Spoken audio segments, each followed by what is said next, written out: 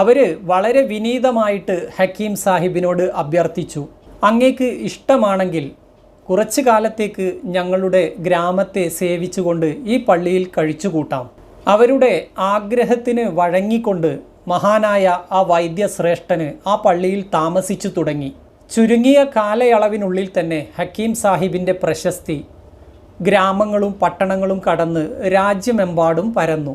എത്ര മഹാവ്യാധിയും വിഷമവും അദ്ദേഹത്തിൻ്റെ ആ ചികിത്സയ്ക്കു മുൻപിൽ അടിതെറ്റി വീണു.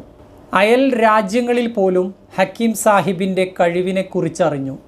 ഹക്കീം സാഹിബിൻ്റെ പ്രശസ്തി ദിനം പ്രതി വർദ്ധിച്ചുകൊണ്ടിരുന്നു.